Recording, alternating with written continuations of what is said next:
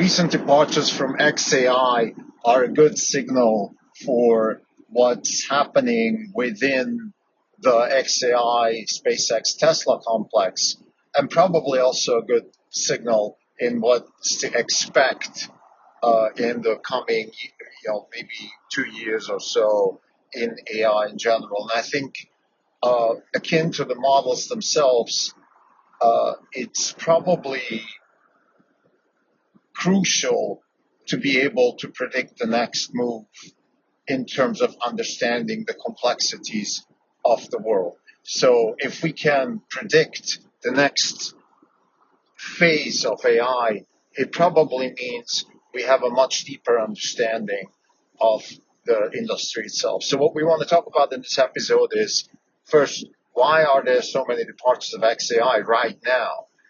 Is this something more general, like we have burnout and people don't like Elon Musk, or is this more specific? Right now, there's something going on, something has changed, and we think it's the latter. It's something has changed.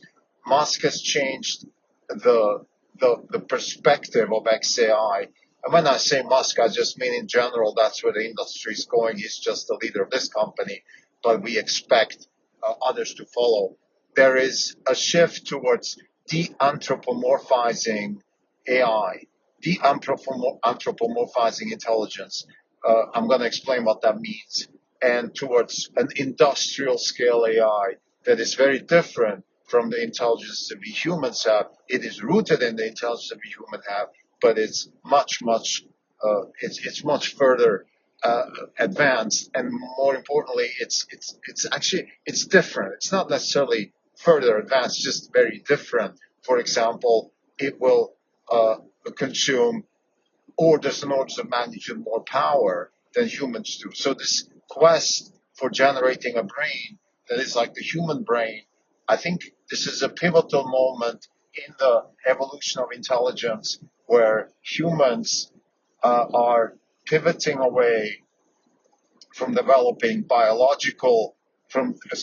developing artificial intelligence rooted in biological intelligence towards industrial artificial intelligence with abundant power, because humans have found a way to generate a lot more energy and therefore can do intelligence differently than nature did. This is another Even Wrong podcast. It's February 15, 2026. This is Cream Telco. For the year, we are down 7%.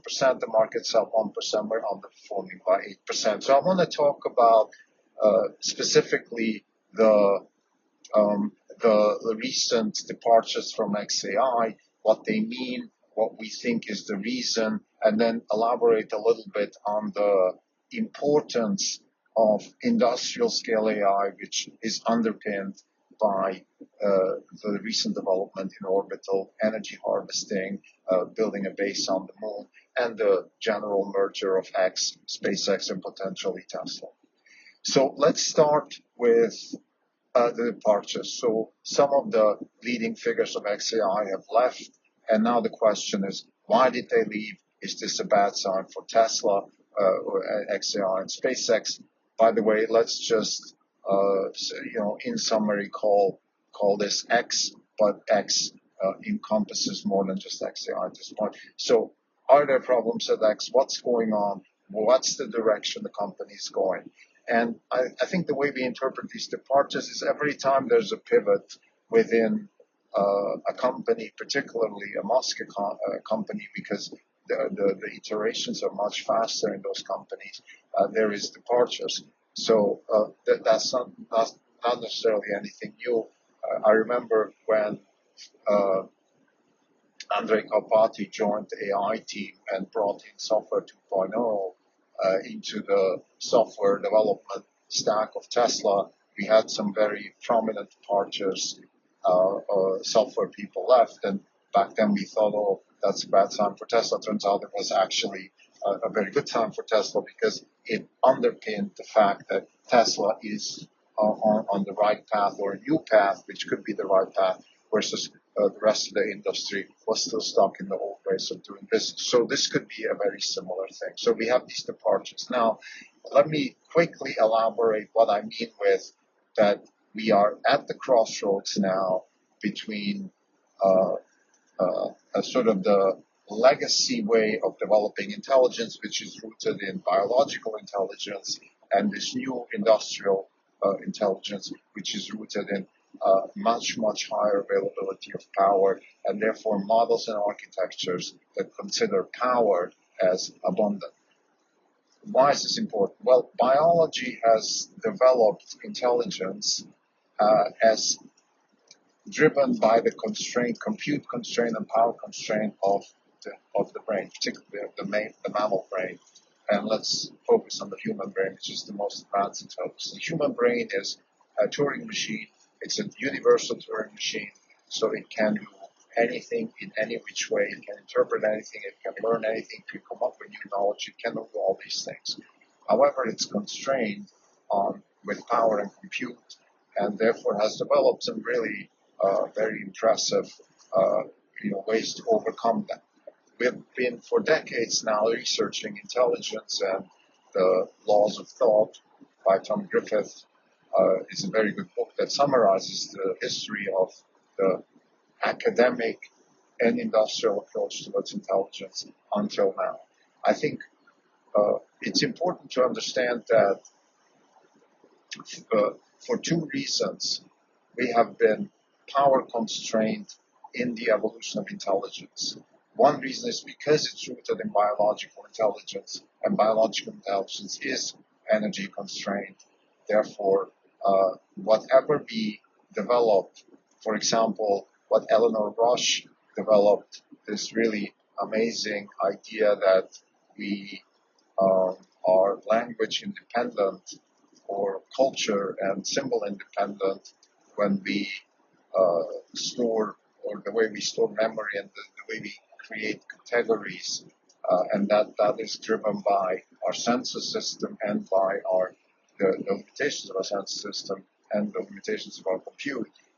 That's something that Eleanor Roche developed in the 60s and 70s. So that is, sort of you can see how the path is being, paved towards a data-driven, bitter lesson type solution towards intelligence, which is not driven by symbols, not driven by rules, not driven by categories that we come up with, but our mind has evolved around our sensor system and, of course, around the goals that we have with that sensor system, which is survival and reproduction, to develop a system that is very efficient. So having said all of that, I don't want to now reproduce the history of intelligence. Please read the book, The Laws of Thought. I think it's a very good summary of the history of intelligence. But what's important is that we've been power constrained, not just because we have a limitation of energy and power availability, but also because that's how intelligence has evolved. So we've been always learning about efficient algorithms.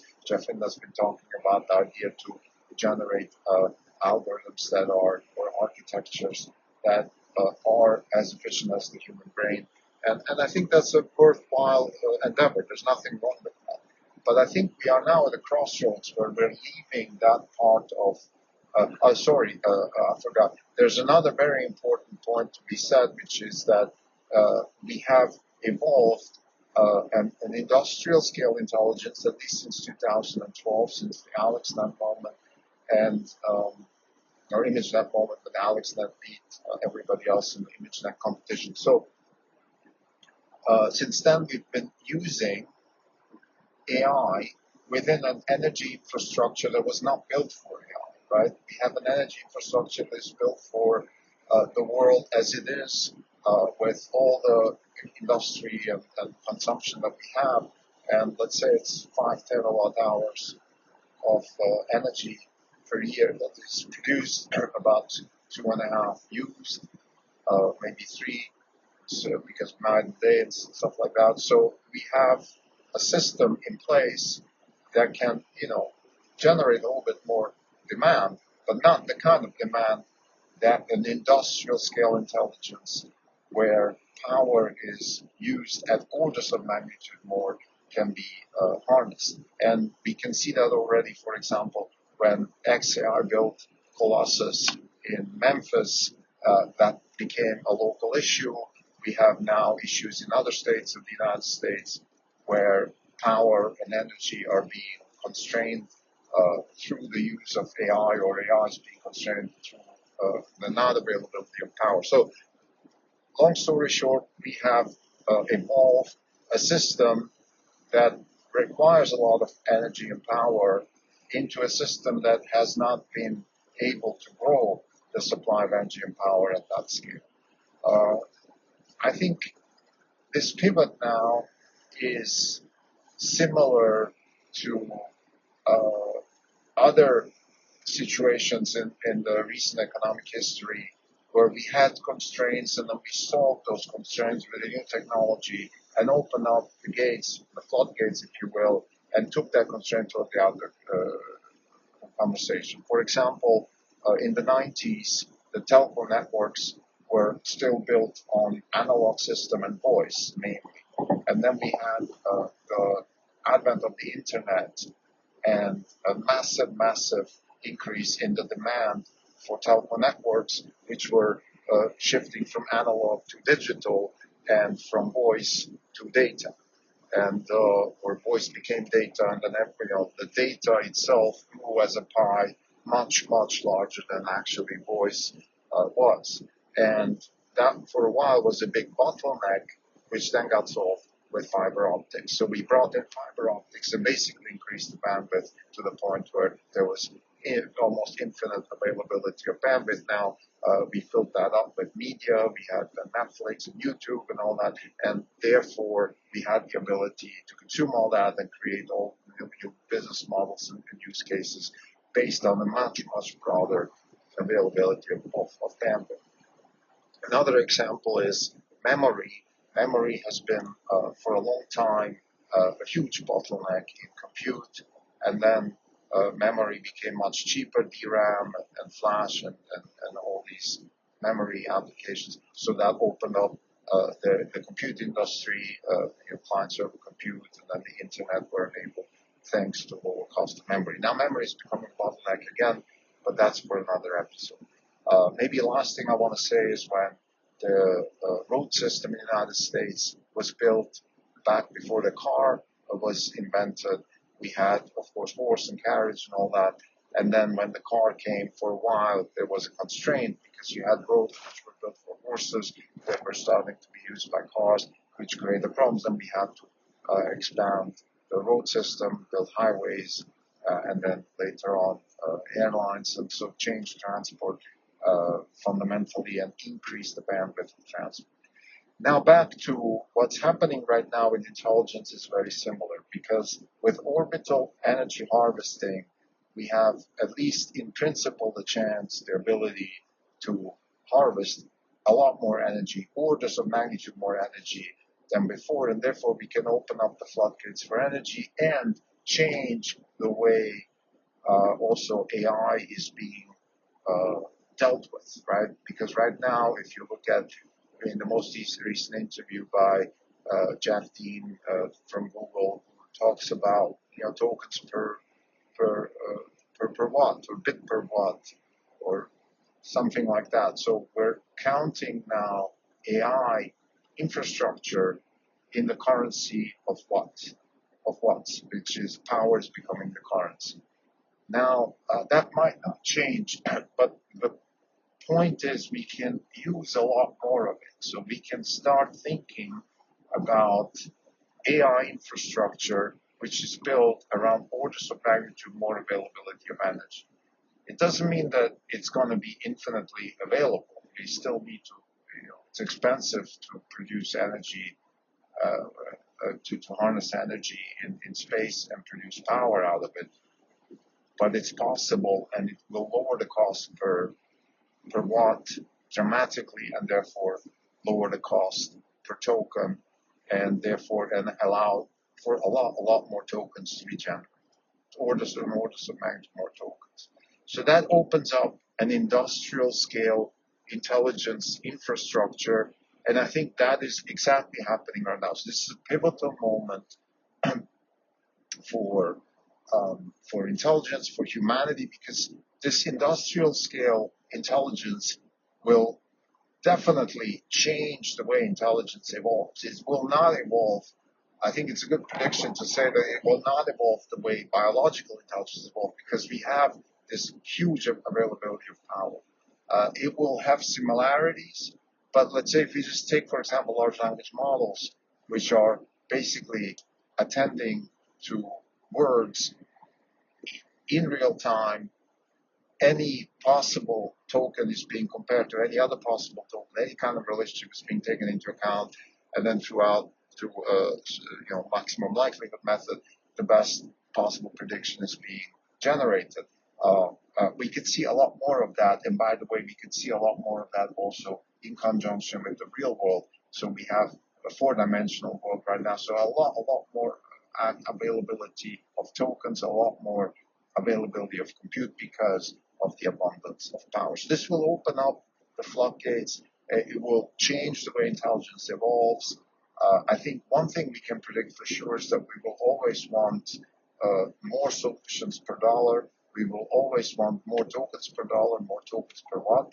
That's not going to change, but we have a lot more watts now available, at least in principle, thanks to orbital AI harvesting, orbital energy harvesting, and orbital AI as a first use case for orbital energy harvesting. So that is an ability to monetize this new orbital economy through AI into a terrestrial economy, and that, of course, is it's a very powerful concept because you can see how that is sort of the first step. It's like in a video game, and now you reach this step, and then you go to the next step, and then that can go to very uncharted waters, very interesting uncharted waters.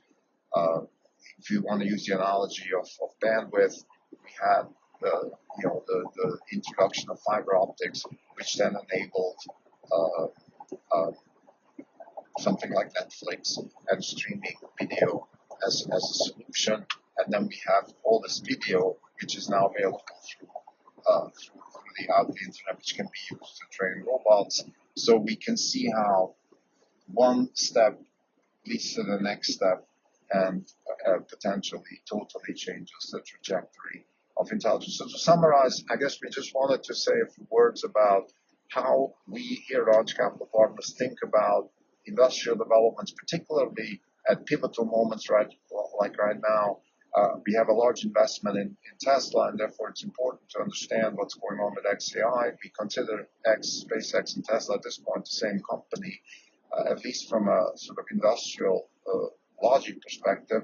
And the departures of XAI tell us that there is a pivotal change in terms of, there's a pivot going on. There's a new directional strategic outreach towards much higher availability of energy through orbital energy harvesting, which will then also change the nature of intelligence. And that's a huge opportunity. Usually when things like that happen, wealth is created, there's also risk, but in terms of the ability to monetize all of this, we think Tesla is by far the best position. Thank you.